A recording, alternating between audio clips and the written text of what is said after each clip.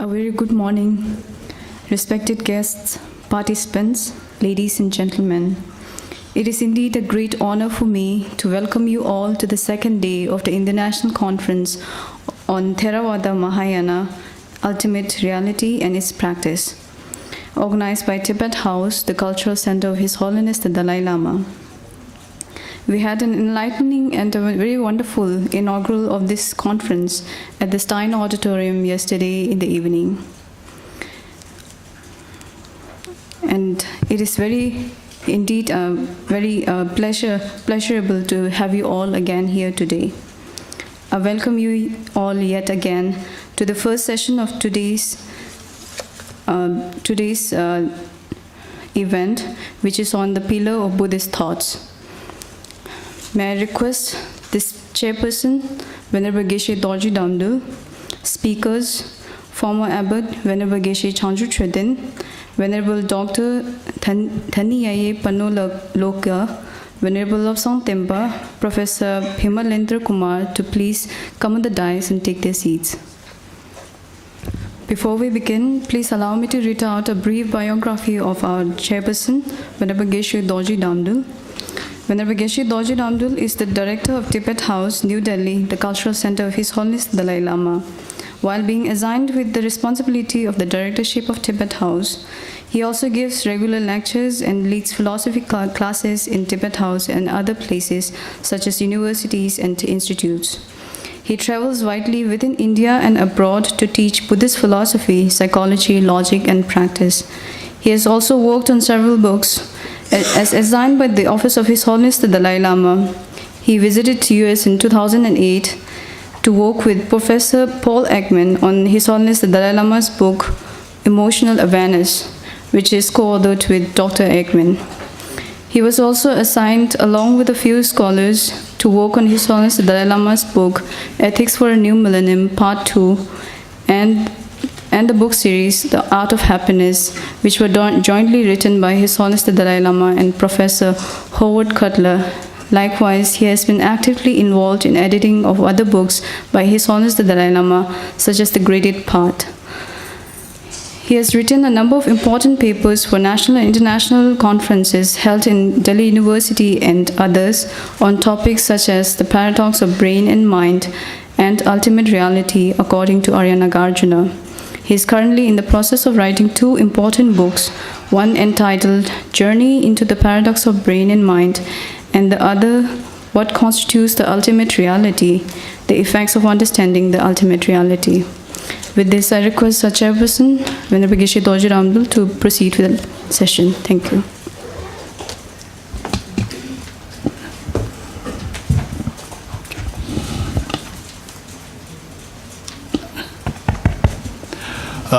Good morning to one of you.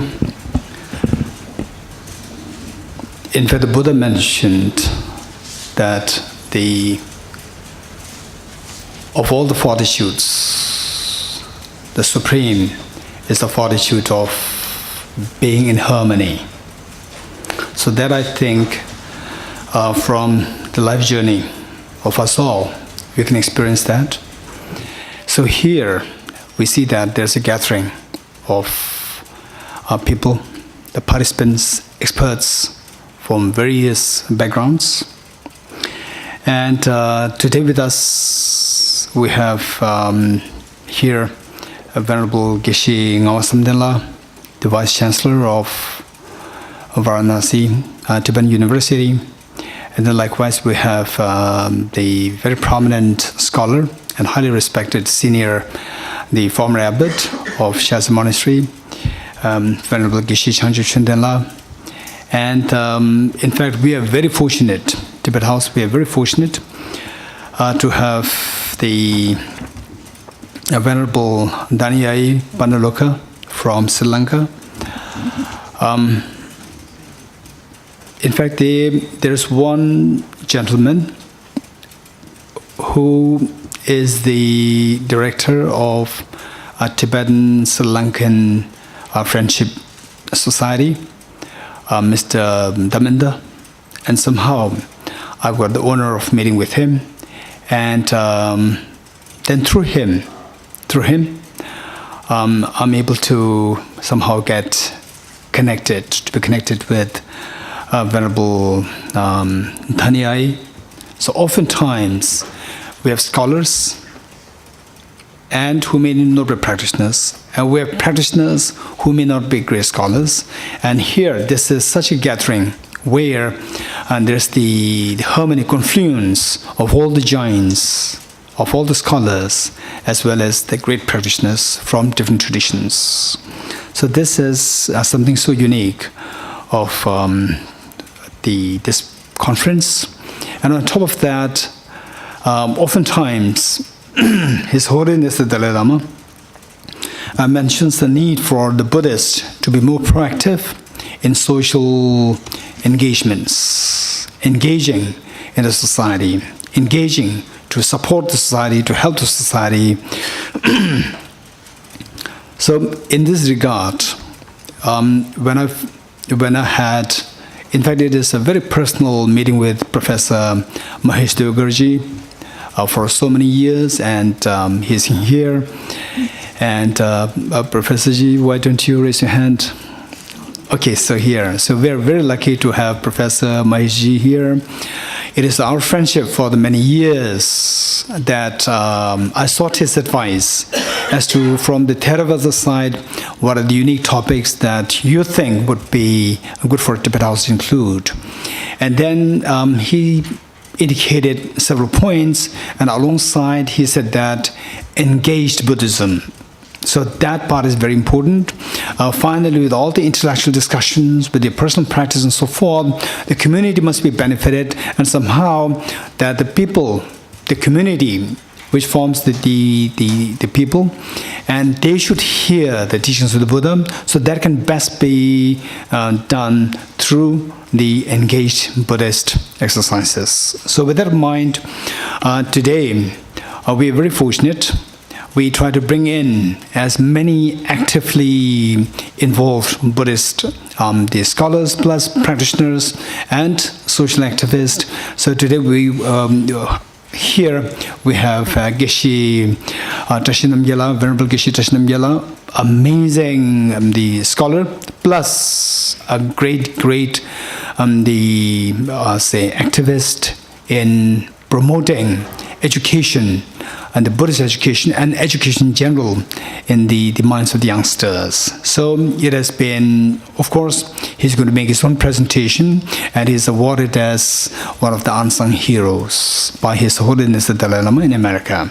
Okay, so likewise, we see that what I'm saying is that from this gathering, I could rightly see the efficacy of what the Buddha indicated, that the greatest of the fortitude, the most noble of the fortitude is the fortitude of the harmony. So this harmony of the great minds plus the actions, that is the greatest gift for humanity. So with that in mind, today the first session, we are very honored to have all the great panelists here.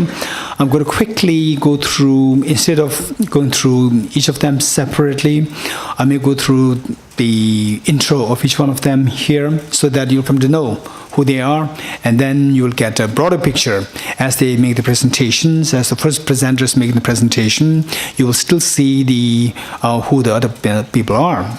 So the first we have is the Venerable Abbot, Geshe Changju Shundela, former abbot Geshe Changju Shundela, and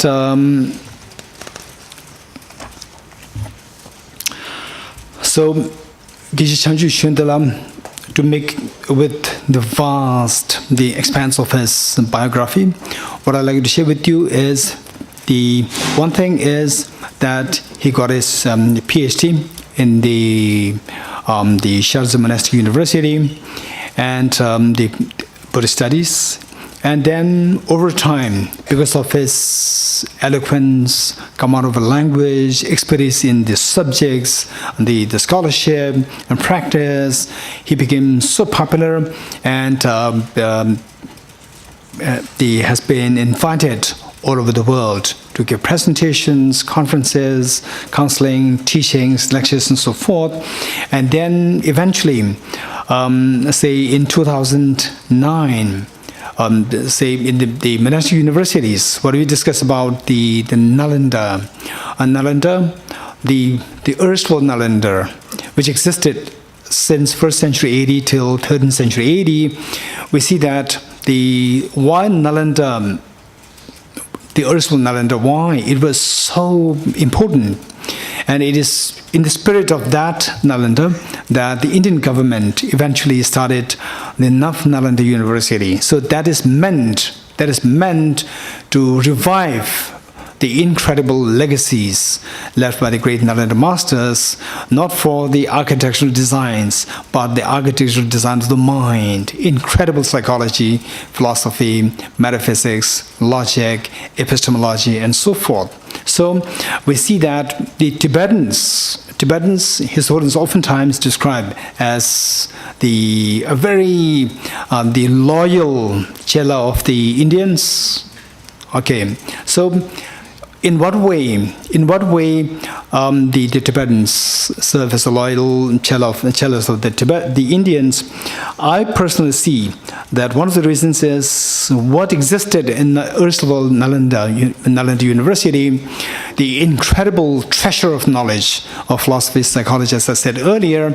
So they were all retained, first replicated and retained in Tibet for all these thousands of years, and of course all blessed under the blessing of the incredible great Bodhisattva Shantarakshita, and supported by Guru Padmasambhava, and given the political authority, imbued in the spirit of the political authority by the dedicated Tibetan emperors. So all combined together, the Nalanda University, in fact what I would say is that the legacies left by the Nalanda masters, in terms of philosophy and so forth, so they are really the treasures, incredible great treasures of the world. Of course, in the West, science is the great contribution of the West. And then in the Asia, particularly India, say the pre-Buddhism, there were so many philosophical traditions. They were all the treasures of the world. Likewise, with the advent of Buddha Shakyamuni, the Buddhist philosophy, psychology, and particularly Nalanda Monastic University, or the Virgamalashila University, or Tandapuri, and so forth, from there, the great legacies for the world, as a gift for the world, originated from there. So what happened was that they were the great monastic universities established in Tibet under the auspices of the Tibetan Emperor King Trisongtsen. Yesterday, what the chief guest Dr. Lokesh Chandraji mentioned. So in fact here Venerable Abbot Geshe Chanju Chundala, in fact he was appointed as the chief abbot of one of the big monastic institutions under this Tibetan tradition to revive the Nalanda Monastic University. So we are so fortunate to have him here. And then after the tenure as abbot of the prestigious Ganesha Monastery, then he was appointed as the secretary of the Ganden Chodokang, His Holiness the Ganden Rinpoche's the institution, and then after that, following that, he is also appointed as the executive director of the Gelug International Foundation in 2017. So this is what we have here. We are very fortunate to have him here, and so well versed in the language, as well as in the subject matter and practice. So likewise, we have here to my right is the Venerable Dr. Daniyai Panaloka from Sri Lanka, and in fact he is presently teaching in Kanaliya University, Sri Lanka, and he did his PhD from Japan. And then he has been widely traveling all over the world, in Japan, Hong Kong, Thailand, Singapore, UK, and so forth. And his books, two prominent the books are there. One, The Friendship, The Buddhist View, and the other, the Samantha Gudavana, Vandana, the Pali edition. So the point is that he's a great scholar. And in fact, what I've been doing was I was trying to look for the scholars, and I was constantly telling Professor Mahesh Devgarji if he knows any from the Theravada tradition scholars, the practitioners. And today we are very happy to have Venerable Dr. Daniai Panuloga here with us. And then we have the very interesting Venerable Gyalong Lobsang Tempala here, and oftentimes so fondly revered and respected as Venerable Kabirji. In fact, oftentimes in my mind, of the many people that I met in my mind, to speak very honestly, the one that I have a profound admiration and respect, one of them is Venerable the Kabirji, or Venerable Lobsang Tempala. And in fact, you could see the warmth, his warmth, and how he contributed to a lot. He may not agree with me, but this is the reality, that how he contributed a lot, pertaining to the FBMT centers, particularly the one that you see today in Bodh Gaya. So many people have benefited. Do you know what that center is? That is known as Root Institute. So many people have benefited. In fact, he may not agree with me. He may not want me to say this, but he was the founding director of the institute there, and how much contribution. So from the scratch, he worked so hard for this.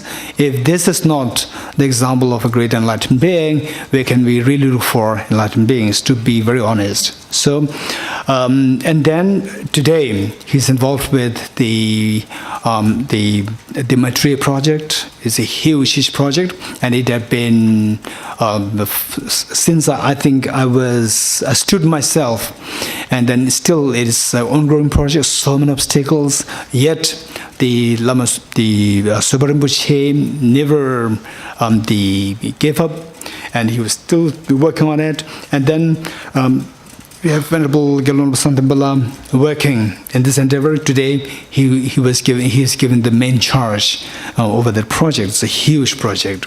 And then we have the Professor Tilak, the Asanga Tilak Ratnaji here with us. Sorry. Yeah, so my mind was more into that. Okay. So in fact, yesterday I was going through his biography, Professor Bimalendra Kumar. In fact, reading his biography is in fact very striking. So he had been into the teaching career for about 26 years in various universities, and then the interest is so varied, is so in fact I would say multi-talented, and into the Pali and Buddhist studies, also in Tibetan Buddhism, interestingly. And to his credits, there are 11 books, and particularly the topic which is of great relevance, importance, theory of relation, which was one of the major contributions of the Acharya Dharmakirti.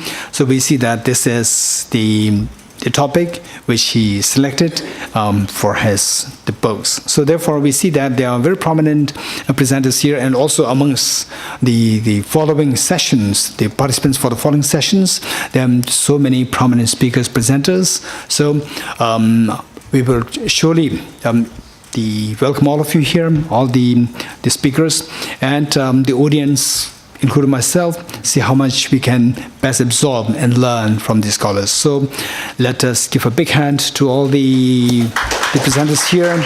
Okay. So with that in mind,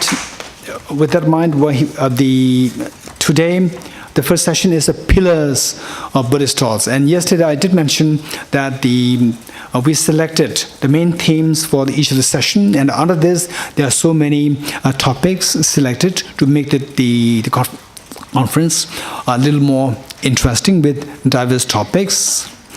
So the first, Venerable Geshe Changjak Chundela, he's going to speak on Nagarjuna's philosophy of ultimate reality. So the timing wise, we have about 20 minutes for each, 20 minutes. And then in the end, we'll have question answers for all rather than individually. Okay, so I don't want to take much time. I request we all welcome Venerable Geshe Chanju Chundela, the former abbot, to kindly make his presentations.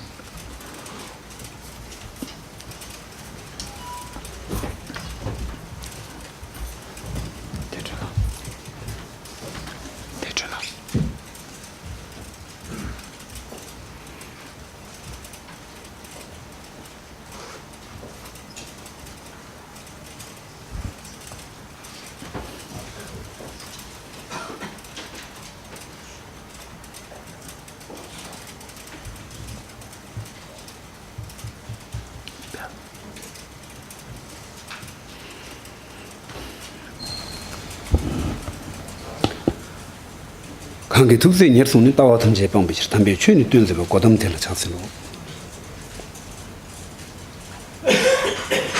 ramjam sungrab kun la tawe mik kesan tharbar dwebe jungo cho sewe gyebe thabke zeba sense shinyi namla kuchase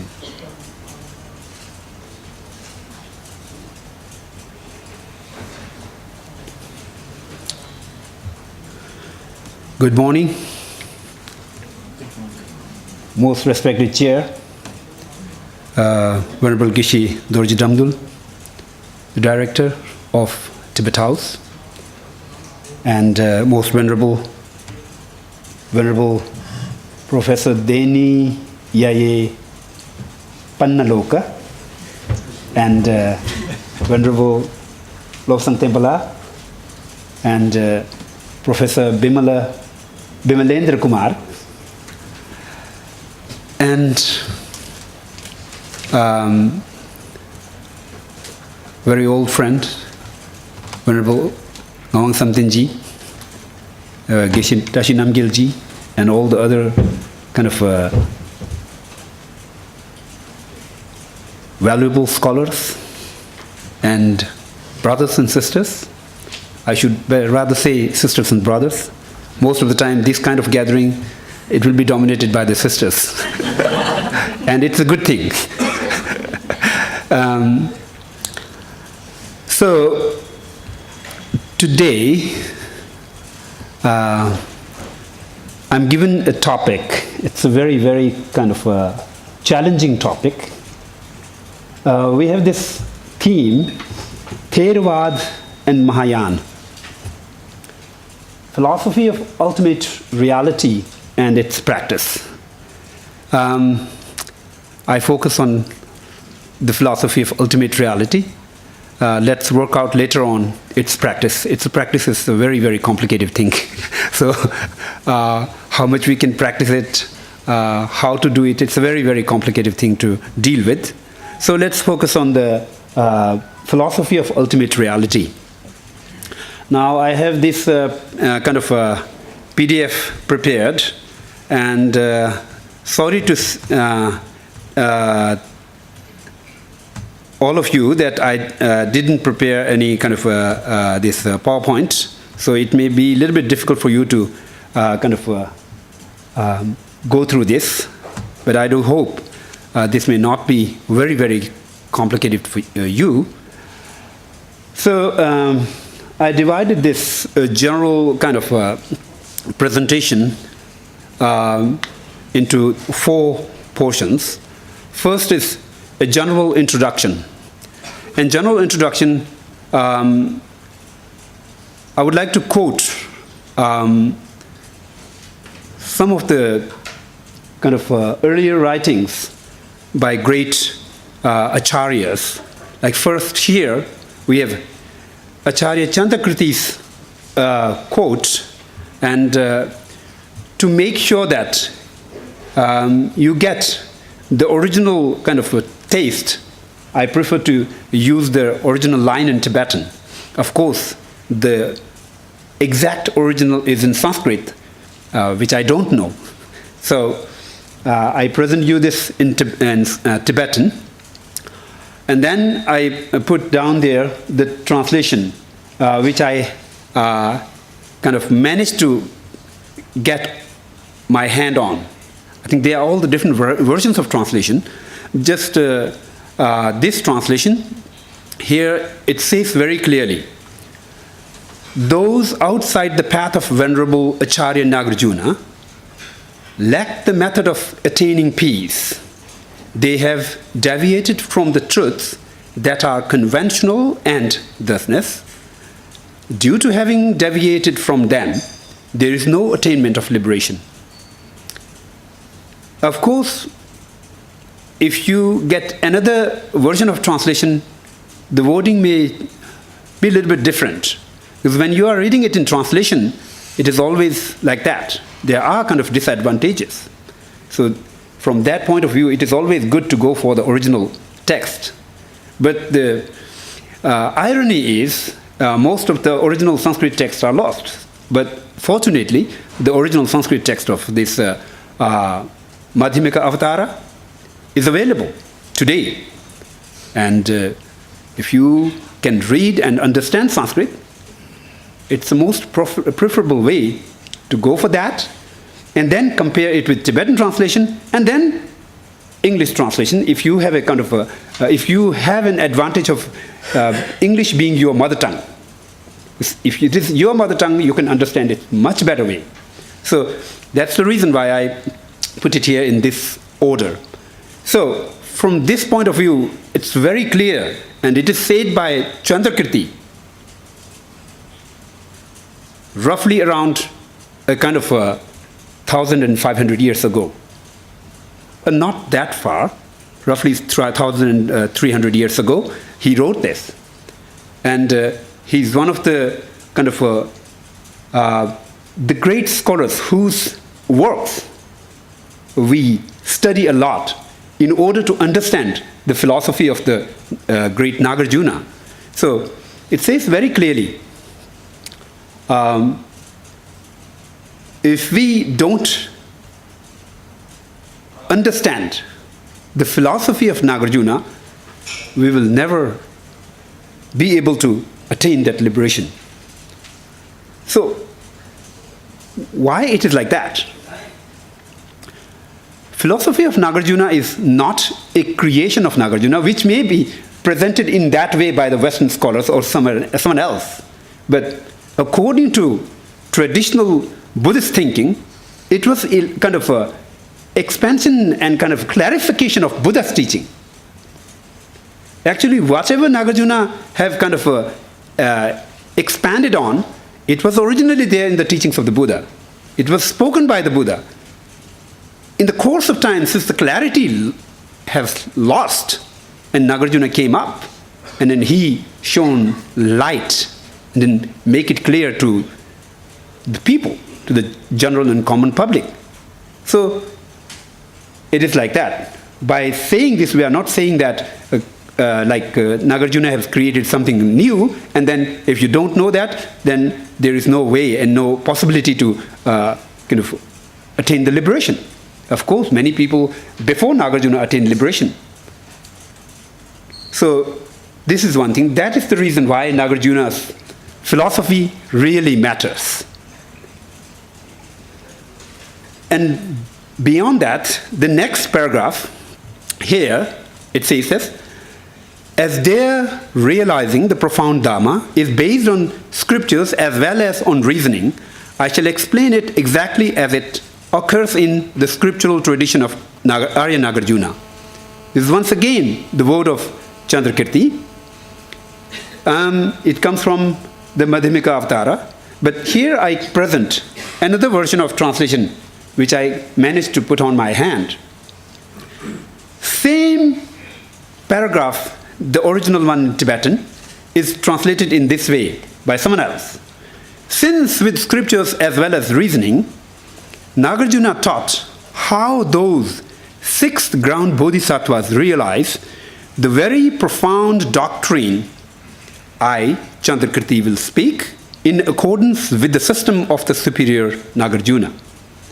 So, just compare the differences, the usage of terms, the kind of order of presentation of idea, and all those things. And both of these translation claims to be the translation of exactly same verse in Tibetan. So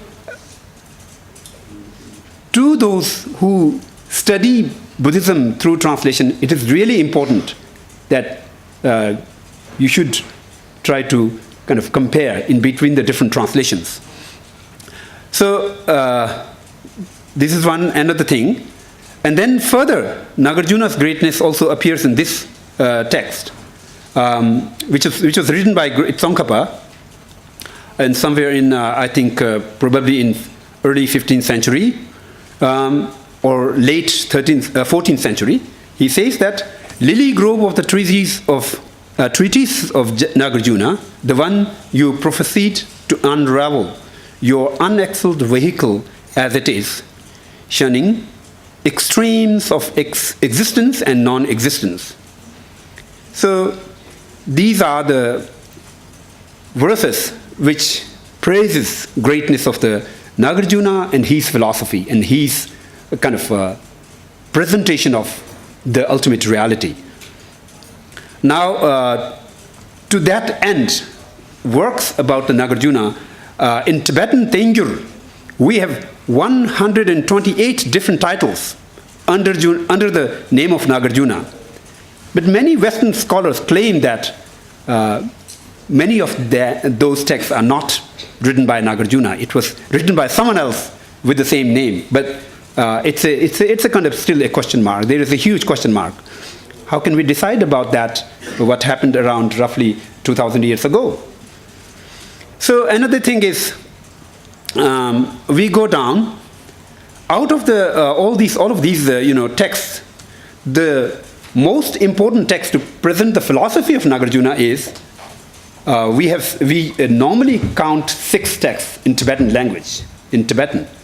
These are Madhyamika Karika, Umatawashera, Yukti Shastika Karika is Rigpa Tukchuba in Tibetan,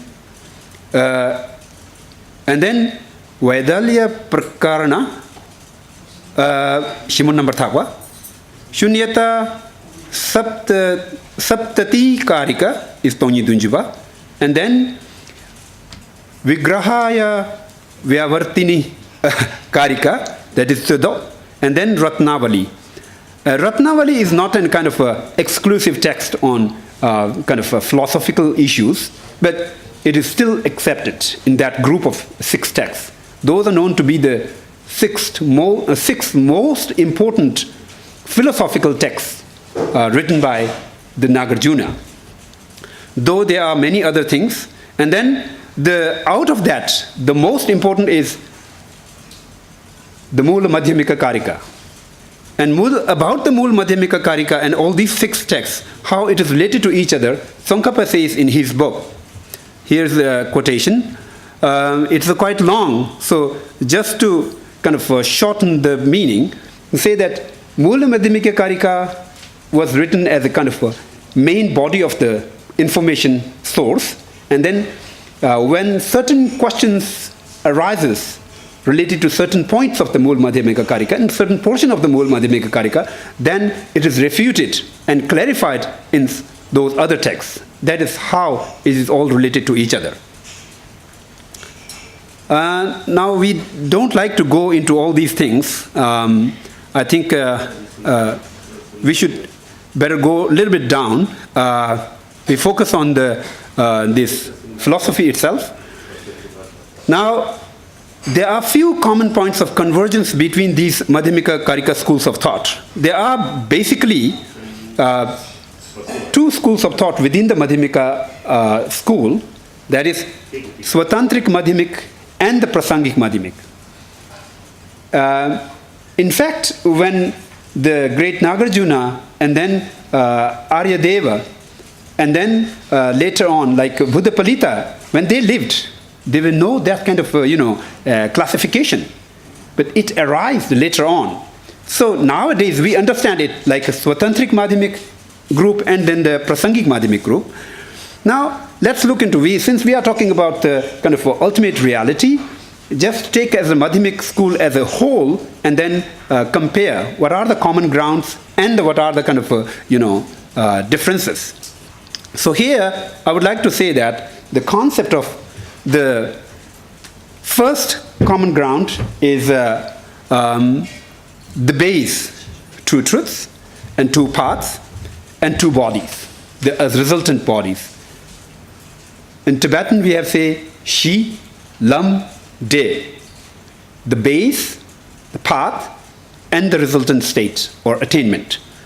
So this is a very basic common understanding of presentation when it is put forward, the philosophy, entire philosophy, and this is kind of the information is put forward, that is fed in that way, that is presented, ordered in, kind of organized in that way. Then at the foundation level, when we talk about the base foundation, there comes into the picture the presentation of true truths.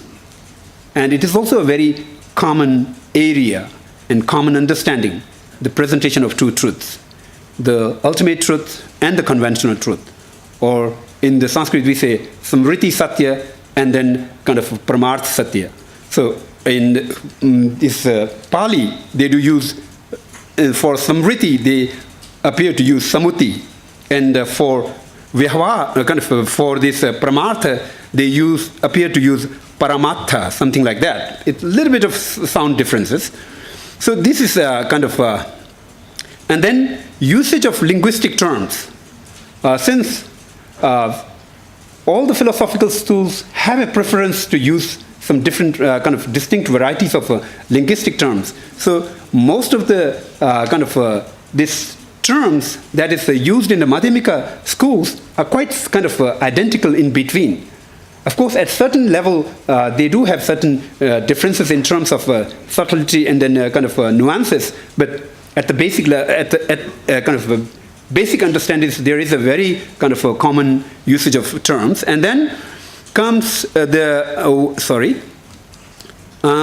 things including person, phenomena, absent of true existence. That is also a kind of common understanding. Though there are differences in other areas, the common understanding is person or phenomena, whatever it is a kind of absent of true existence. And then you see, extensive usage of syllogism to prove ultimate truth, emptiness. Reasoning is very, very kind of common understanding between the schools of these Madhyamika. So these are the basic kind of common areas. Now we go into the differences. Among Madhyamika thinkers, there are various differences in terms of opinions. Acceptance or negation of identity of Swabhava. In Swatantrika and then kind of Prasangika, there is a huge difference in this area. And then differences in how their attitude towards the Yogacara philosophy, which is another kind of school of Mahayana thoughts. And then preference of type of reasoning used to establish emptiness. There is a huge differences in this area. Prasangic Madhyamics have a great preference to use distinct variety of reasoning, like absence of birth in 4 possibilities. And in the kind of Swatantric Madhyamik, they look at the things from different way. The reasoning, the preference is there on the absence of truly single or truly kind of multiple. So these are the differences in terms of, there are more differences that appears. So we have more things to discuss. When we come down to the kind of question answer session, I think we can, shed more light on the topic. So for the time being, I'm going to conclude here, and then I look forward to have a kind of more interaction with you. Thank you very much. Thank you.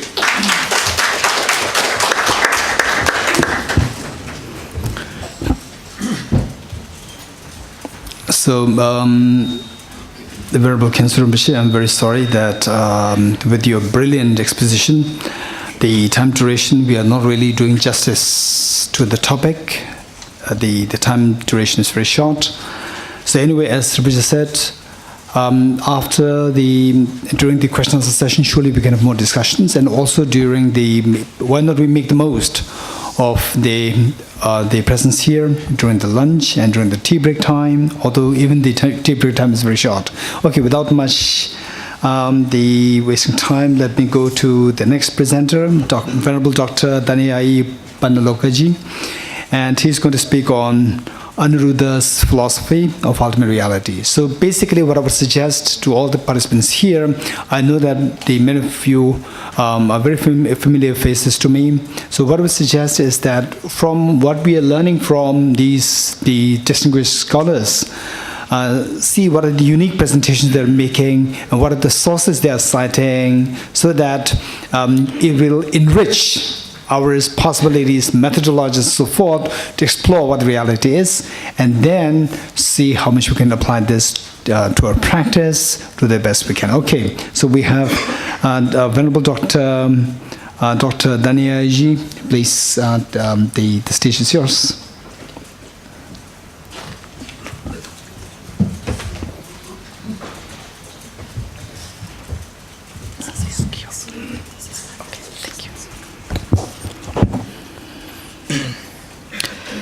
Good morning, everybody.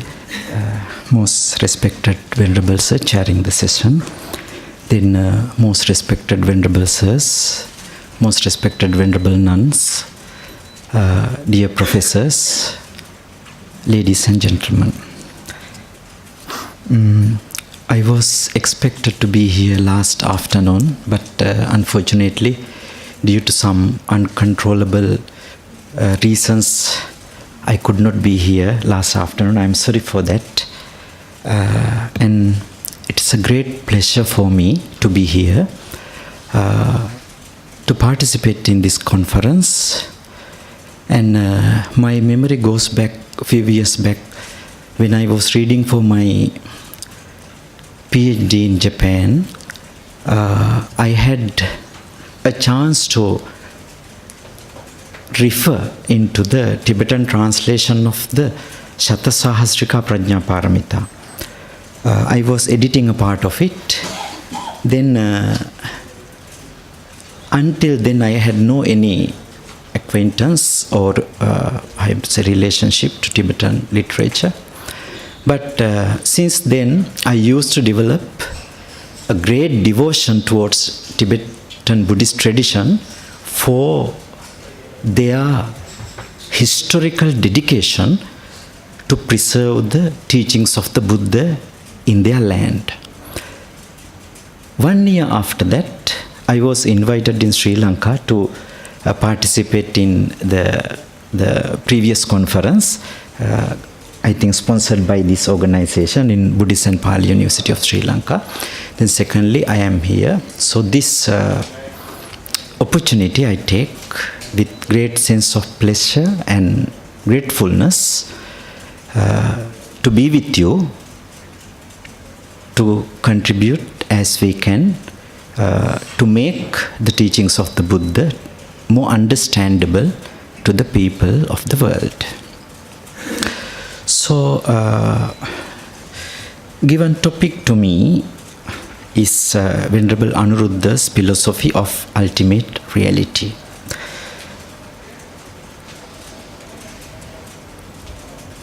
Now first,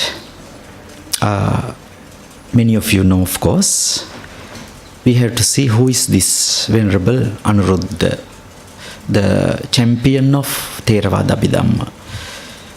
He lived in Sri Lanka at Polonnaruwa, in the city called Polonnaruwa, the second national and Buddhist capital in 11th and 12th centuries. According to the available Pali sources, he was the chief monk in the Mula Soma Vihara. Then he contributed Pali Abhidhamma literature with 3 great texts. They are the well-known Abhidhammatta Sangha, Namarupa Paricheda, and Paramattha Vinichaya.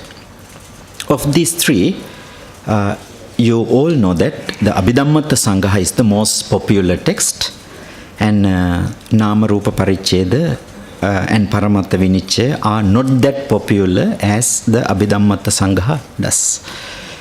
I remember once when I met a Burmese colleague, Burmese monk in Sri Lanka, a student monk from Myanmar. He asked, we had a friendly conversation, and he asked us, what is the Dhamma text we are recommended when we are children to memorize the Dhamma. In Sri Lanka, we are given the Dhammapada. When we are children, small monks in temple schools, we are given first the Dhammapada to memorize. It seems that in Myanmar, they have to memorize the Abhidhammatta Sangha. So most of the Myanmaris venerables, when they start their Dhamma talks, they take contents from the Abhidhammatta Sangha. I want to bring your attention to the place assigned to the Abhidhammatta Sangha in that tradition. In our tradition as well, we do study this text, that is Abhidhammatta Sangha. The other two texts are not that popular, as I mentioned before. Then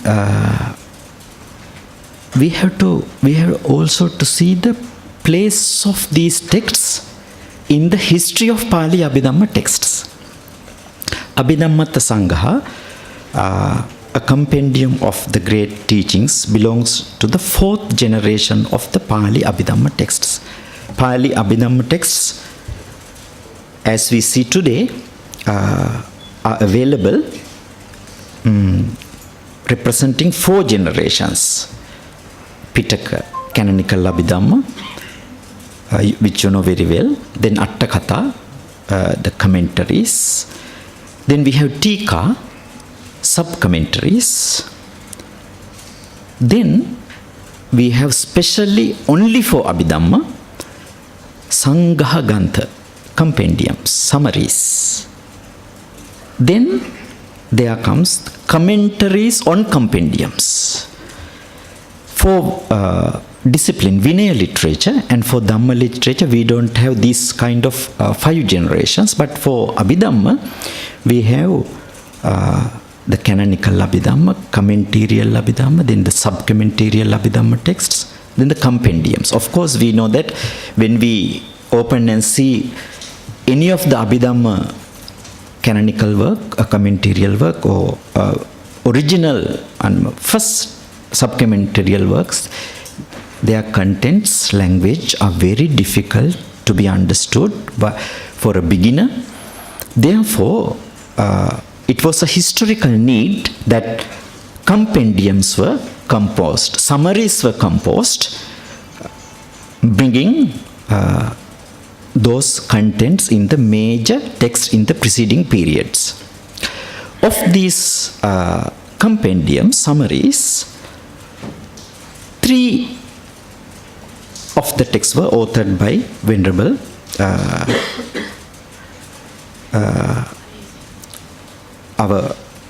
the champion here we are referring to. So now let me move to the next one. Sorry. Before going into the contents, because this slide has a relationship to my conclusion, I just cite to this slide. That is, if we look at the last line, Venerable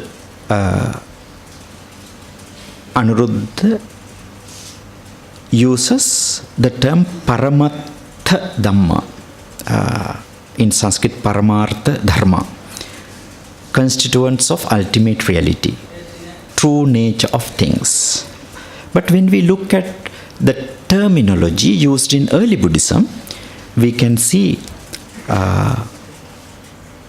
for truth we have terms like Satya and Dhamma. For reality we have the term Tattva.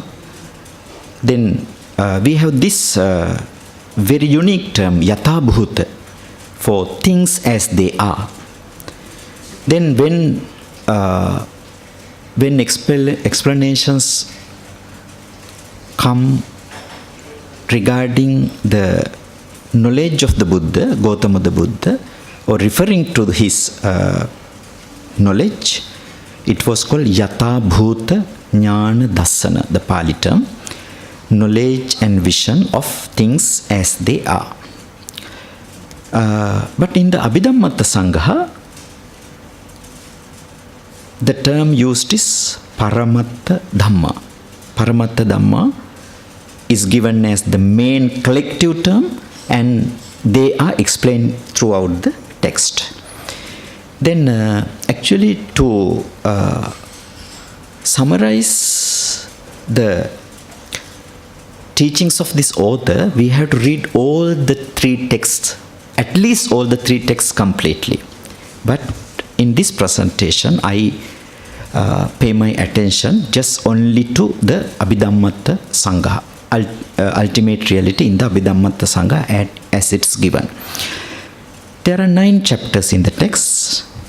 I summarized it. Analysis of mind, its contents and functions. They come in the Chitta Sangaha, Chetasika Sangaha, Pakinnaka Sangaha, Vithi Sangaha, and Viti Mutta Sangaha.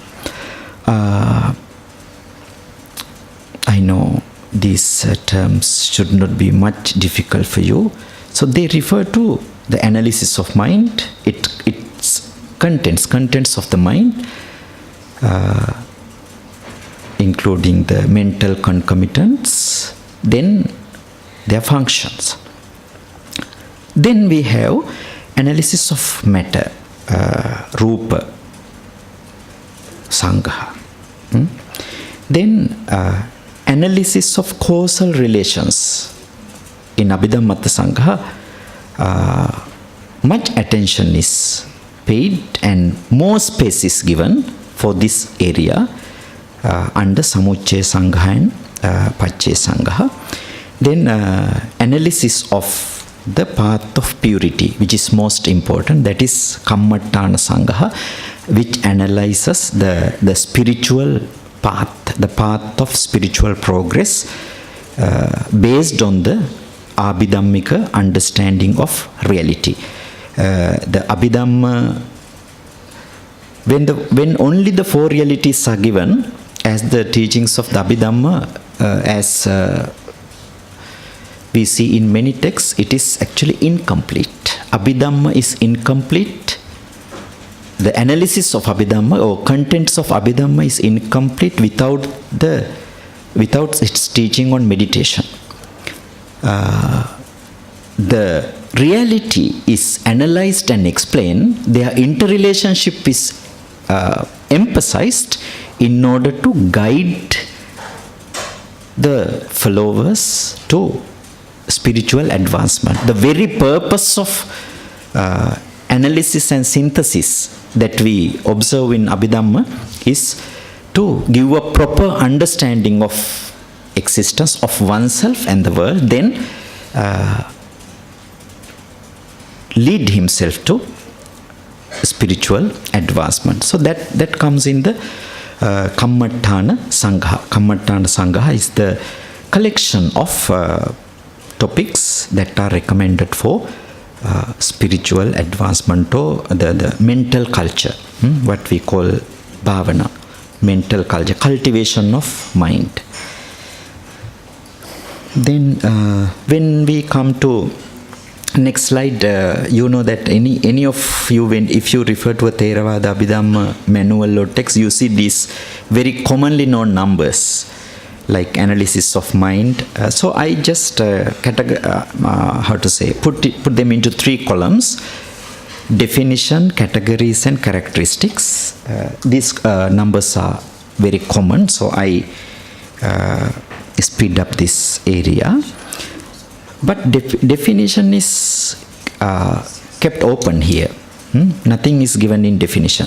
But when we come to the second one, only for the second one, only for the mental concomitants, a definition is given by Anuruddha, Venerable Anuruddha, in the Abhidhammatta Sangha, that mental concomitants are of simultaneous origination, ekupada, and simultaneous cessation, ekanirodha, having common objects of attention, ekalambana, and having a common physical base, eka vattuka.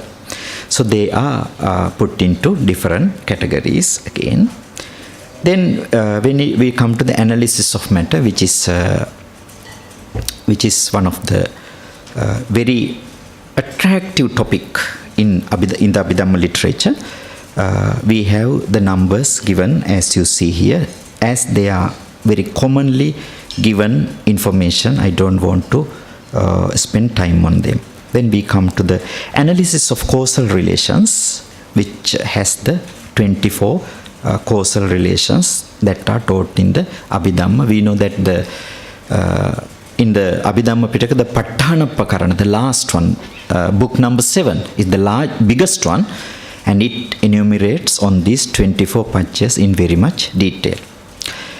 Then when it comes to the analysis of mental culture, we have samatha meditation, the concentration meditation, and vipassana meditation explained in relation to the characters, methods, objects, and practices.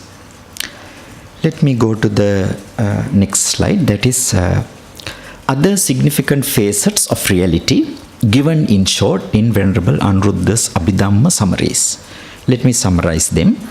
Analysis of the universe with places where beings are born as a result of fostering different forms of mind. They are given in the chapter number 5. Then the nature of human language and expressions, Panyati. Analysis of the emancipation, Nibbana. Then Kamma doctrine and its multifaceted functions and results. So my conclusion is this.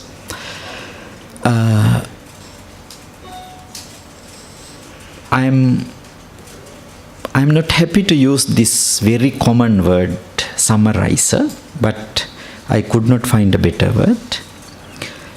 Compared and contrasted with historical scholars of the caliber of Venerable Buddhaghosa, Venerable Nagarjuna, Venerable Asanga, and Venerable Vasubandhu, who were the interpreters of the words of the Buddha, Venerable Anuruddha is to be celebrated as a great and faithful summarizer of the Theravada Abhidhamma, who devoted his academic efforts to condense the Abhidhammic teachings that were preserved by the Theravada tradition up to his time. He did not try to interpret or give new meanings to any of the teachings, but he tried his best to summarize the entire contents of the entire historical literature on Abhidhamma, because they were out of reach of the common people, and also especially the young learners and newcomers to the learning. Therefore, he wanted to make a kind of handbook that could be used by many people to study the Abhidhamma. Now, there are two interesting references I want to tell you. Maybe you know already. One is that Venerable Narada Thera's translation of Abhidhammata Sangha, a manual of the Abhidhamma, a detailed translation of the Abhidhammata Sangha with notes. Actually, this is one of the best references that we can read if we want to read the translation of the Abhidhammata Sangha in English, because he gives a very detailed translation with reference to all the historical sources he could refer at that time. Then second one is a recent book, very much recent work, a collection of articles by the celebrated scholar Professor Y. Karunadasa, who devoted his entire academic life to study the Theravada Abhidhamma. The text name is the Theravada Abhidhamma. It's inquiry into the nature of conditioned reality. Both published in, the number one is published in Malaysia, then the second one recently published by the Buddhist Publication Society in Sri Lanka. So here I come to the end of my presentation. Thank you very much for your patience.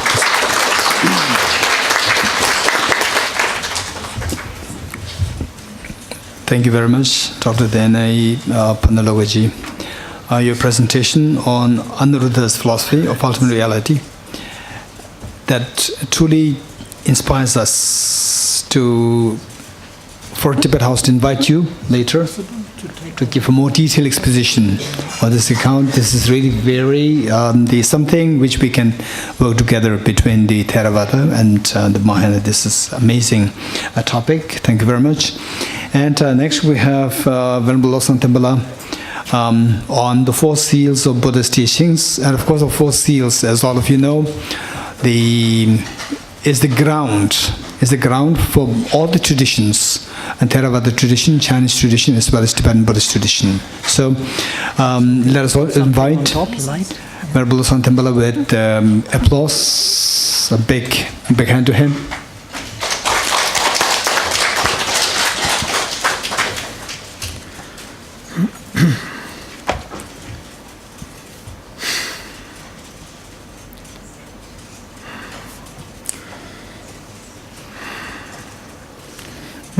Chatang Golek, Yorwegel Poton, Chentong Gelba, Sangbe, Sangedon, Kanla Kandol Tela, Tetumpa, Zumpa, Cherezila, Chaselo. I don't know Tibetan, but I like that verse from the Nyungne practice, the fasting practice of the Buddha of Compassion, where we are invoking the compassion of Lord of Chenrezig, Avalokiteshvar, and also asking that different teachings be given in a manner suitable to different disciples so that everyone can benefit. I'm very grateful to Geshe-la for inviting this non-scholar, aging non-scholar, to say a few words, and for the overglowing introduction, and for allowing me to go for a pee-pee break, since this aging body is definitely an example of the second seal. Sometimes it's hard to keep things sealed. Anyway, so I don't want to be too flippant. So there are great beings here, great scholars here, many students who are engaged in the master's program. It's not loud enough? Not close enough? Okay. So what I'll be saying is not aimed at the scholars, but just aimed at the people like myself. This is mainly for my own benefit, but hopefully some other people may just get some benefit. Since the people I'm quoting, Lord Buddha and other great masters, just hearing their words will hopefully be beneficial. I see, like that, is it? Okay. It's very confusing. Okay, so I want to start, since everything's in a context, right, which was brought out yesterday by some of the speakers at the introduction. We're living in the most challenging of times for this planet, for the human species, for human beings, for animals, everybody, for the very planet itself. So these words of Patrul Rinpoche, great 19th century Bodhisattva master, I'll just start with that as our motivation, and then a few words from Nagarjuna's Precious Garland. Alas, for people in this age of residue, the mind's wholesome core of truth has withered. People live deceitfully, so their thoughts are warped, their speech is twisted, they cunningly mislead others. Who can trust them? Alas, how depressing to see the beings of this degenerate age. Alas, can anyone trust what anyone says? It's like living in a land of vicious man-eating demons. Think about it. Do yourself a big favor. So if this was written at the end of the 19th century, now, as we were reminded yesterday, we're living in between a dictator and a businessman at different poles of the world. We are in more difficult times. We're in very, very challenging times. So I'm just reminded of something that somebody said at a course that was being given at the Shita Meditation Center a few years ago. One Israeli lady, very intelligent woman, who was involved, despite her intelligence, she was involved with the Big Brother program in Israel, the reality show. Anyway, she said, a highly intelligent lady, which I found out by talking to her later, extremely intelligent. She said, thank you for giving this kind of course. We were giving Introduction to Buddhist course, Lamrim style, in the Gelugpa tradition. She said, thank you for helping me to, teaching us to think properly. We are not taught to think properly in Israel, in our home country. People don't know how to think. So the greatness of Lord Buddha, I suppose, is one of his greatnesses is that he helps us to think properly, and using conceptual thoughts get closer and closer to reality. Quoting Nagarjuna's Precious Garland, which Khenso Rinpoche had mentioned, as the sixth text, which though not wholly philosophical, was addressed to a king, after all, is very, very useful. How then, he says, how then can a dharma devoid of object, extremely subtle, inconspicuous and profound, permeate our mind with ease?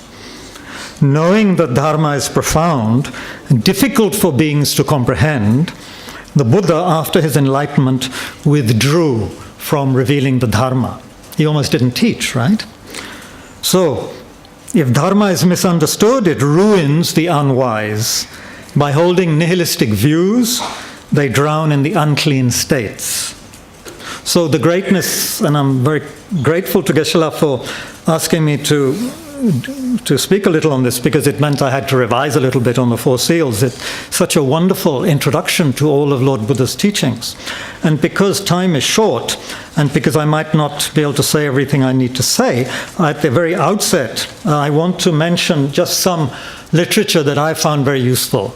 And I'll be quoting from the Buddha's Words, which is an anthology of discourses from the Pali Canon, edited and introduced by Bhikkhu Bodhi. This is for scholars might find it useful too, but for non-scholars like me, it's great because it's in English, and it's got a wonderful presentation of different sutras. This is really excellent to get a very good introduction to the Pali Canon. Then, because it's so connected with this topic, and it's written by a teacher who I think understands modern mind very deeply, the What Makes You Not a Buddhist, by Dzongsa Rinpoche, that is also very useful indeed. Okay, so I just wanted to mention that before Geshe-la passes the 5-minute note.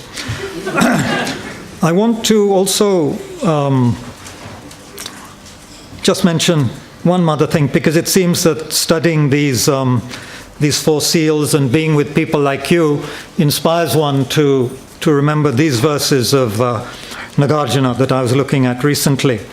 By keeping company with unsullied people, with pure people, by keeping company of unsullied people who speak judiciously, nurture pure thoughts, and possess insight and compassion, wisdom and dharma will always increase. And then something which I found very powerful when I read it the first time, and lament the lack of it in our modern age, especially if you look at Indian news channels. Those who speak beneficially are rare. Those who listen are extremely rare.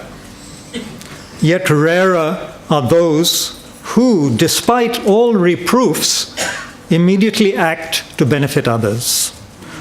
Yeah? So, those who speak beneficially are rare, those who listen properly are even rarer, and most rare are those who, despite all problems, all reproof, still act beneficially to benefit others. Now, also while working on these Four Seals, I felt it should be linked, or it could be linked, with some excellent introduction to the Lojong, or the mind transformation teachings in the Mahayana tradition, where, and I don't know Tibetan, so the scholar was giving the etymology of the word Jong. Lo, of course, is mind or awareness. Jong, lo as in lo Jong, he said that can refer to different things. It can refer to training the mind. It can refer to habituating the mind to positive qualities. It can also refer to the cultivation of those positive qualities, and it can relate to cleansing or purifying the mind. All of these meanings. So I think with a teaching like the Four Seals, this helps to do all these things, to train the mind, to habituate the mind, to develop positive qualities, and to cleanse and purify the mind. Now, impermanence. Geshe-la, do I still have 5 or 6 minutes?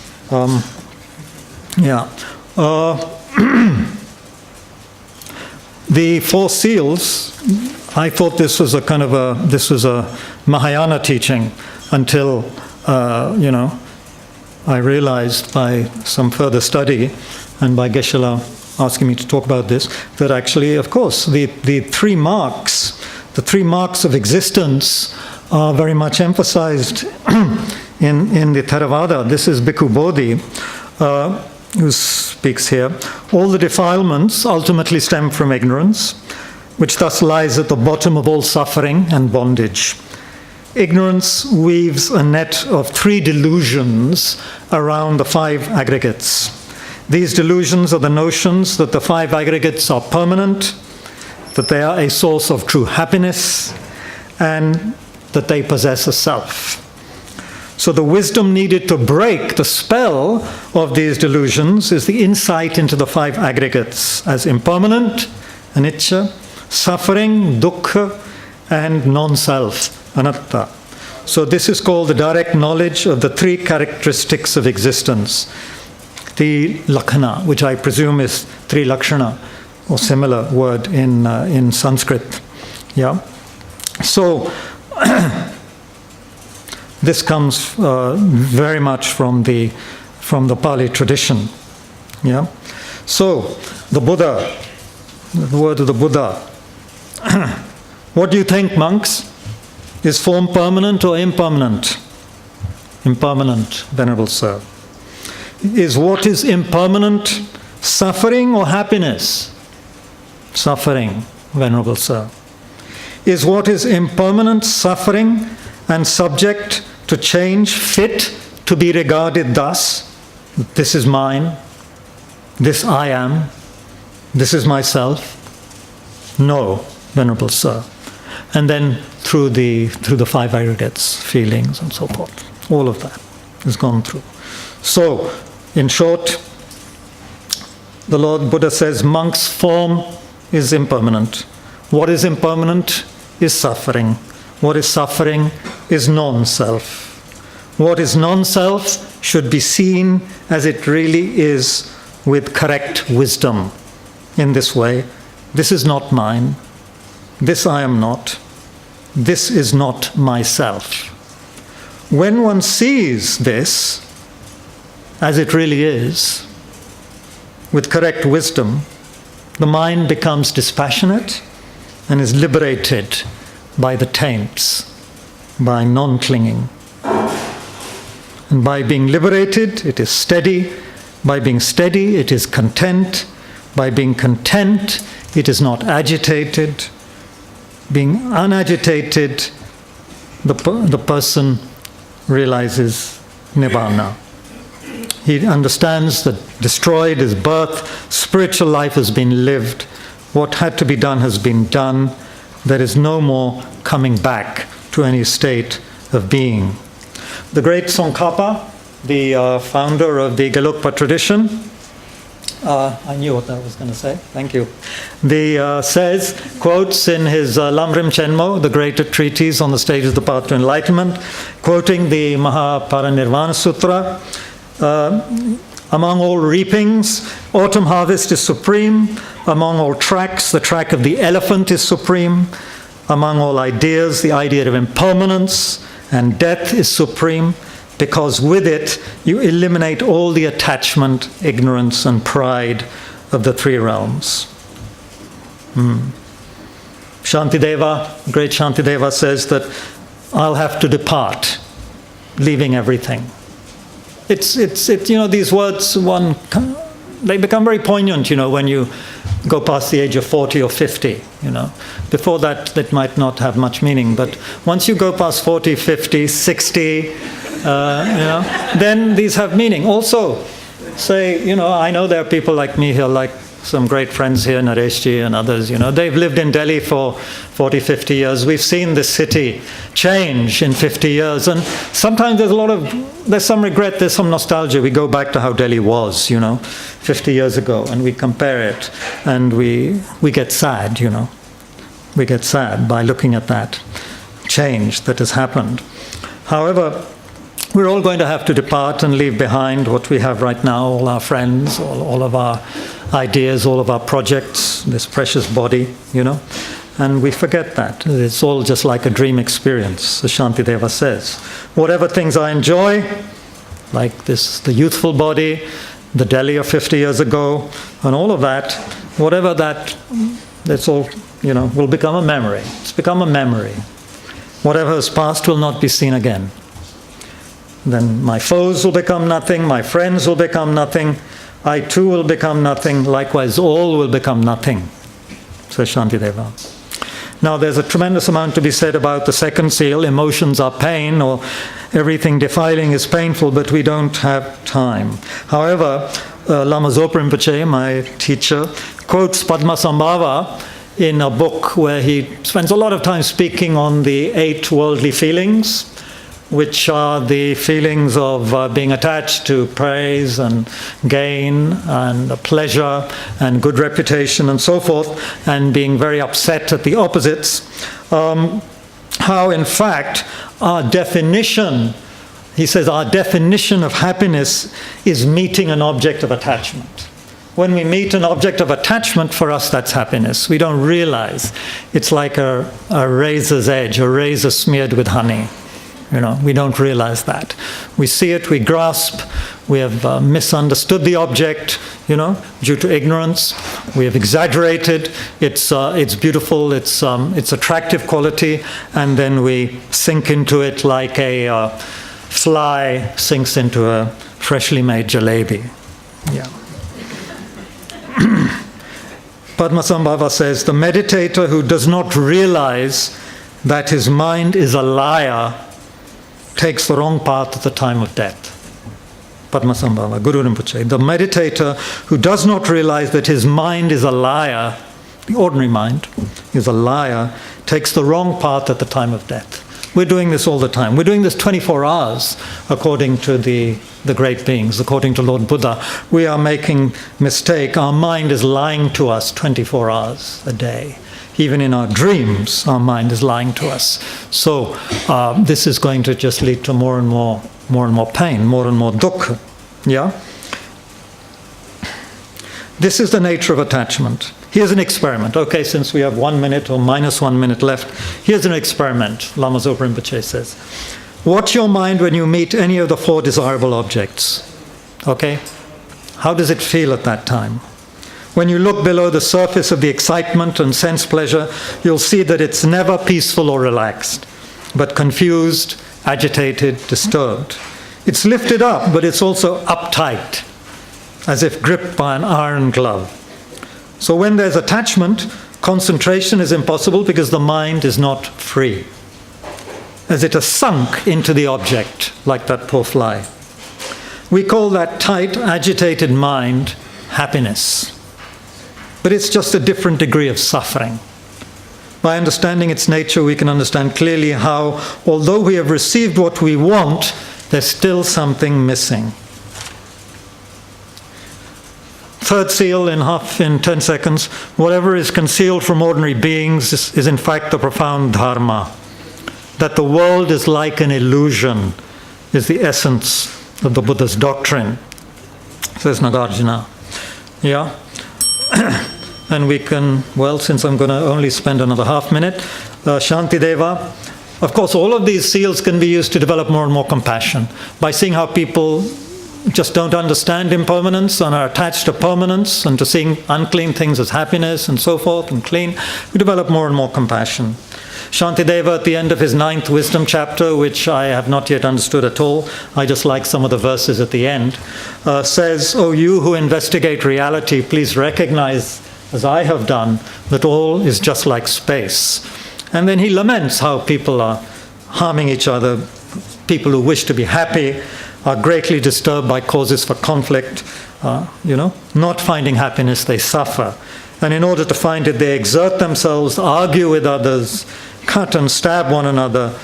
With many wrong deeds, they live in a state of great hardship. Do look at the King Milinda, the questions of King Milinda Panha.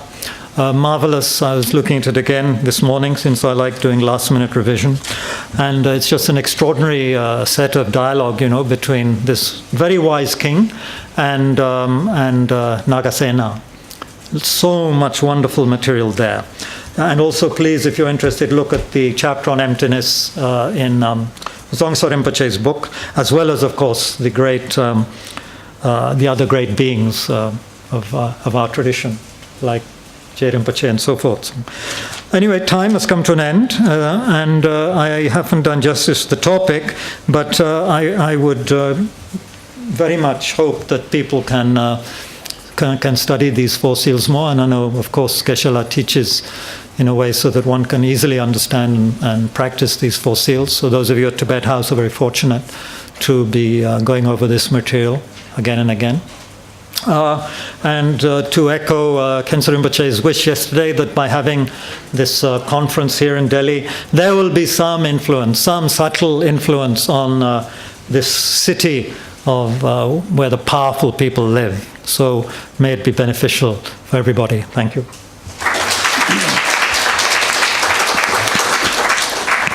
Thank you very much, Venerable Sandamala. Next we have Professor Bimalendra Kumarji, and he's going to speak on the Bodhipakkhiya Dhamma with emphasis on the Eightfold Path. So basically, I think, and this is another area, very important area, which is also known, in Tibetan known as the Changchup Sotun, the 37 paths to enlightenment, and in Pali, Bodhipakkhiya Dhamma with emphasis the last 8, referring to the Eightfold Noble Path. So this is what Professor Bimalendraji is going to speak on. So Professor Ji, this is your stage. You have 20 minutes. Thank you.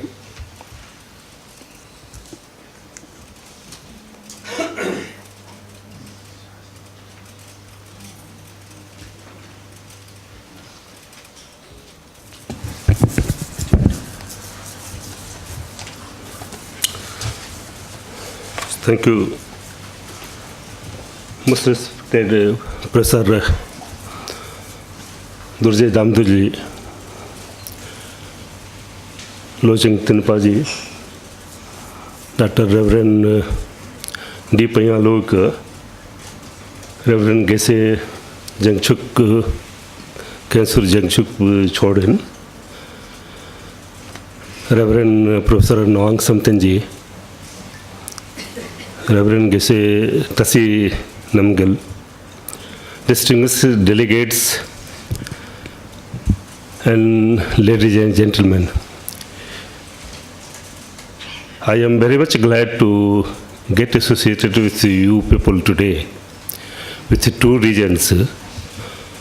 First of all, that I have been asked by the organizers of Tibet House to present my paper.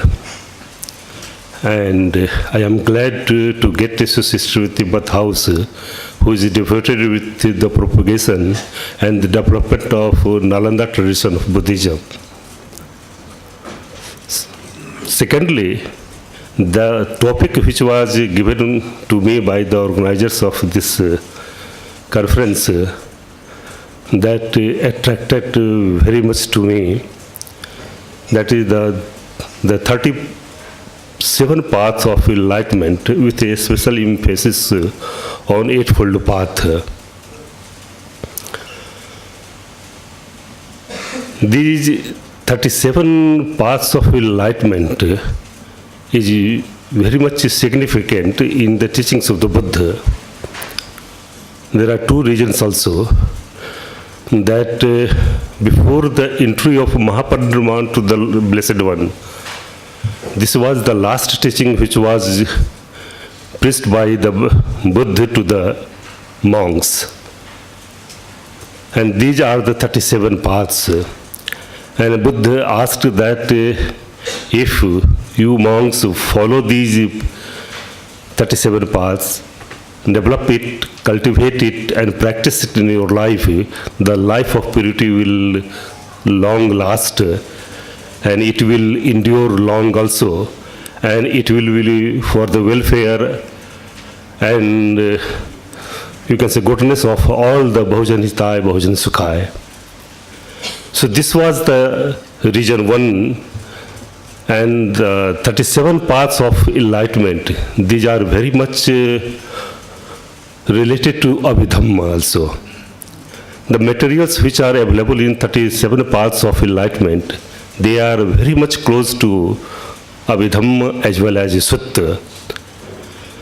And later on, these 37 paths were also developed in other traditions of Buddhism like Mahayana and Vajrayana.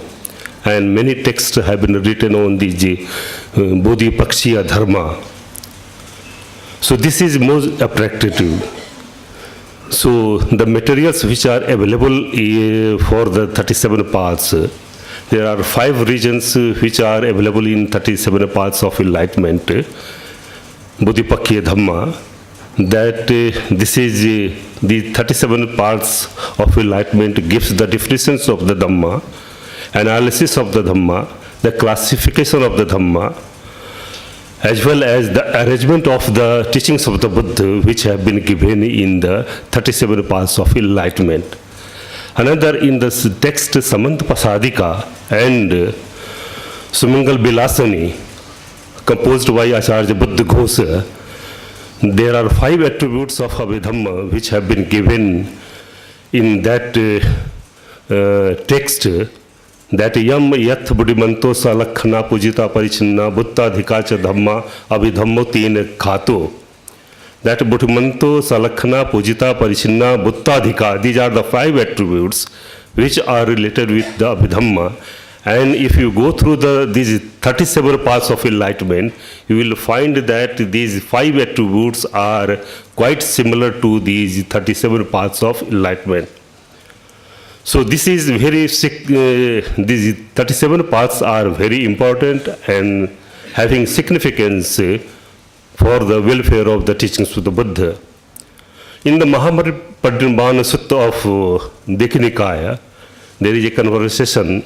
The Buddha asked Ananda that, oh Ananda, you cultivate, develop these 37 paths of enlightenment, then the life of the purity will endure for the last. And there will be, you can say, long development of the Sadharma also. Then Ananda asked that, what are these 7, you can say 37 paths of enlightenment? Then he gives that these are the Chattaro Satipatthana. I am giving you the next. So these are the 37 paths of enlightenment which have been arranged in the 7 sets. So Buddha says that if you develop it, then you can develop it for the development of the Buddhism, and the life of the Dhamma will long last. So these are the 7, and it is not possible within 20 minutes to speak on all these 37 paths of enlightenment. I will give you in a very brief description of these 37 paths, but I will give emphasis on the last set of the 7 sets, that is the Eightfold Noble Path, and that why these are most having the significant in the 37 paths of Bodhi Pakshiya Dhamma.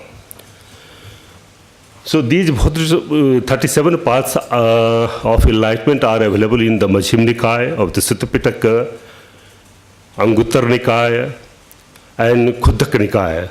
In the Khuddaka Nikaya, we are having the references of the 37 paths of enlightenment in the text Itivuttaka, Theragatha, and 1-2 verses related with the Satbhojanga in the Dhammapada.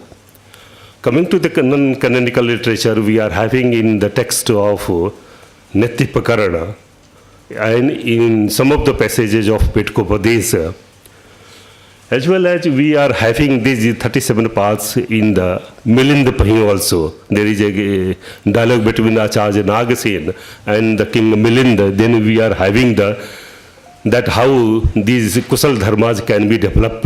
Then there is a you can say elaboration of these 37 parts of enlightenment.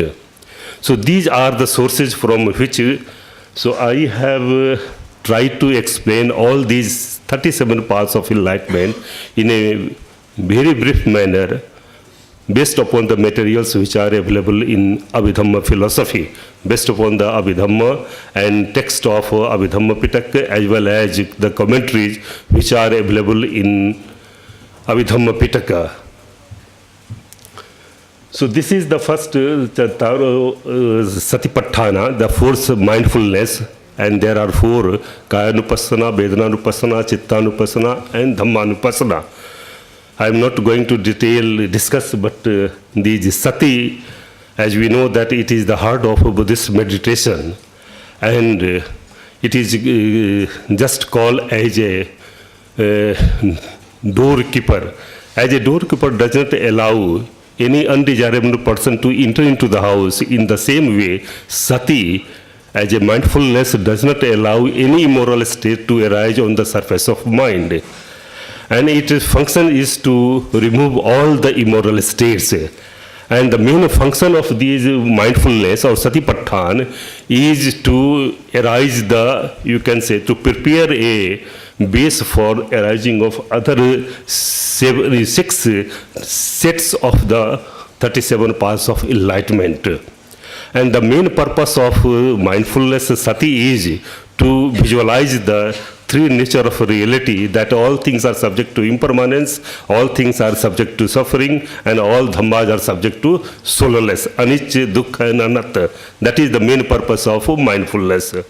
The second is for some padhana, the right efforts, that the immoral states which have arisen on the surface of mind, they must be uprooted.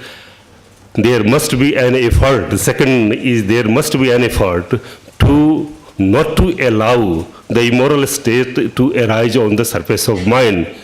And third effort is there must be an effort that how the moral dhammas may arise on the surface of mind. And the fourth factor is that the moral states which have already arisen on the surface of mind, they last long and they must be developed.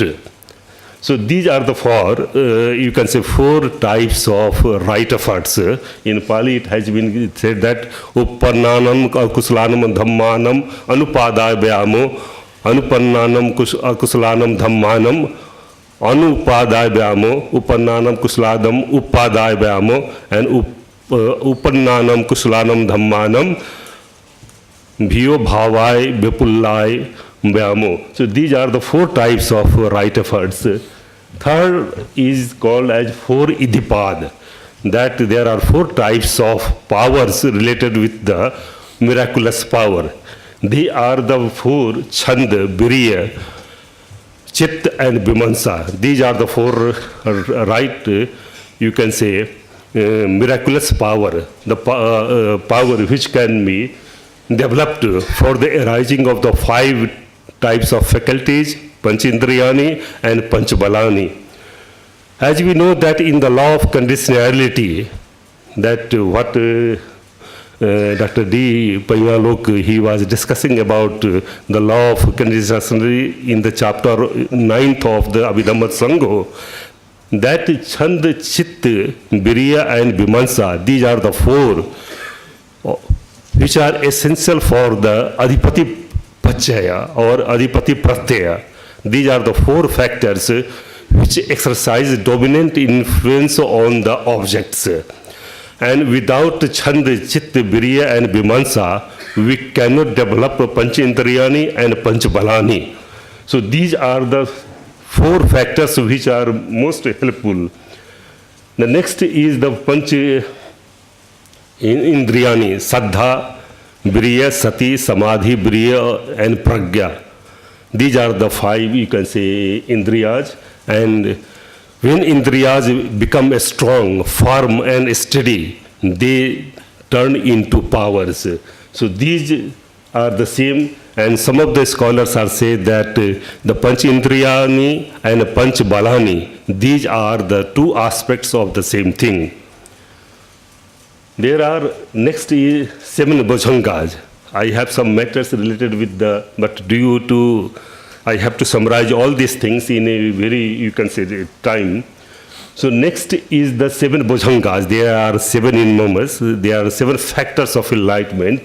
That is the Sati, Dhammavichaya, Virya, Piti, Pasaddhi, Upekha and Samadhi. Here Sati is also, we can say, acting as a watchdog of all the, you can say, Dhammas. So they are the Dhammavichaya, Virya, Piti, Pasaddhi, Upekha and Samadhi. Last, we are coming to the Eightfold Path. In a very brief time, I will discuss all these things. So Buddha Ghosh, what is the Bodhipakkhya Dhamma? So Bodhipakkhya Dhammas are those Dhammas which are conducive or which are requisites for the enlightenment. It is made up of 2 words, Bodhipakkhya Dhamma. Bodhi is in the sense of Chaturyan Dasanai Visuddhi, that it is in the sense of related with the purification of the 4 types of knowledge combined with the 4 types of magga, that is the path, that is the Sotapati Magga, Sakdagami Magga, Anagami Magga and Arahat Magga. So visualizing of the 4 types of knowledge related with the, you can say, 4 types of path, that is the magga. So here magga is in the sense of, you can say, adhikam upaya, that is the means for attaining a state of eternal bliss. So this is the Bodhipakkhya Dhamma. So in a very brief manner, I will discuss that here Pakkhya is in the sense of rendering service, and Bodhi is the noble path. So these 37 paths are suitable for that enlightenment, and these 4, 5, that is Chattaro Satipatthana, Chattaro Sammapadhana, Idhipad, these are the, you can say, for a state of getting the 4 path, that is the Sotapatti Magga, Sakdagami Magga, Anagami Magga and Arhat Magga. So these are the Acharya Buddha Ghosh has that Chaturyan Dasanai Visuddhiti Bodhipakkhya Magga. Next is the Bodhipakhyas are undoubtedly the path of meditations. Buddha has given the importance to the action, as we know that na chacha hoti basalo, na chacha hoti brahmano, kamuna hoti brahmano, kamuna hoti basulo. So this is the Buddha has that everyone can get a state of eternal bliss, and everyone, whether he belongs to Kshatriya, Vaisya, Suddha and you can say Vaisya, he can get a state of eternal bliss through following these 37 paths of enlightenment.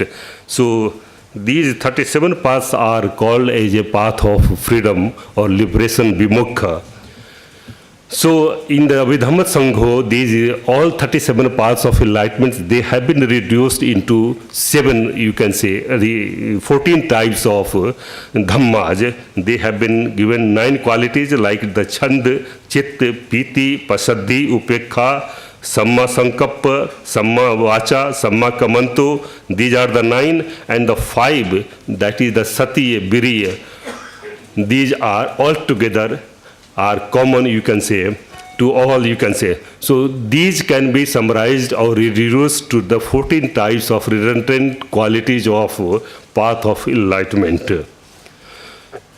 So these 14 types of enlightenment have been discussed in the later, you can say, text of Abhidhamma manual, Abhidhamma Sangho. Now Bodhipakkhya path and the Eightfold Path. The essence of the teachings of the Buddha is called as a Bodhipakkhya Dhamma, and the essence of Bodhipakkhya Dhamma is called as Eightfold Noble Path. And this Eightfold Noble Path is summarized into Sila, Samadhi and Panya. And this Sila is nothing but it is the, you can say, physio-vocal culture. It curtails the physical vocal misdeeds.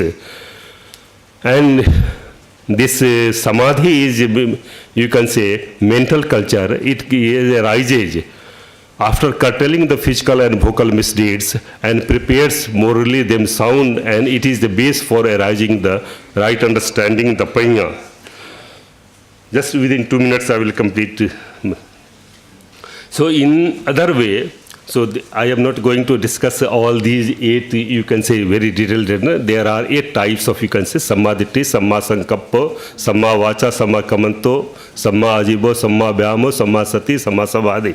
So first 2, that is sammaditthi and samma sankappo, are signifying the right understanding, panya. After that, these 3, samma vacha, samma kamanto, samma ajibo, they are signifying the seal. And the last 3, samma vyamo, samma sati, samma samadhi, are related with the samadhi. So these 3, I am not going to seal, samadhi and panya. So last buddhi, pakya, dhammas are the 3 sikkhas. They are also called as the adhichit, adhisil and adhisikha. So these 3 sikkhas are those trainings which can be, you can say, trained. Sikhit abathena sikha. So sikkhas are 3, adhisil, adhichit and adhipanya. So through the seal, adhisil has been explained by the Buddha, and through samadhi, adhichit has been explained, and through panya, these adhipanya has been explained by, in Visuddhi Magga it has been given in a very detailed manner. Lastly, conclusion. The treatment of the Bodhipakya Dhamma provides a key to understand between the relationship between the Samath and Vipassana.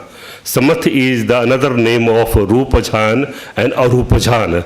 So Samath is the calming down of the mind, and Vipassana is the insight through which a Yogavachar comes to visualize the 3 natures of the reality, that all things are subject to impermanence, all things are subject to suffering, and all dhammas are subject to soulless.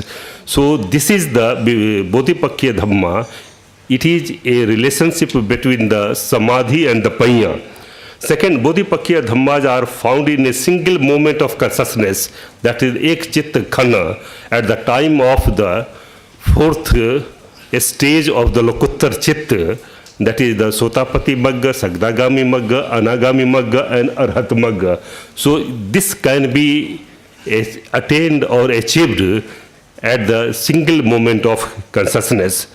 And lastly, the Bodhipakya Dhammas are found to be useful and beneficial in the development of one's mind, particularly in aiding one's progress towards enlightenment. So these are 37 paths of enlightenment are helpful for getting a state of eternal bliss. Thank you very much for patience hearing. Thank you very much, Professor Bimalendra Kumarji.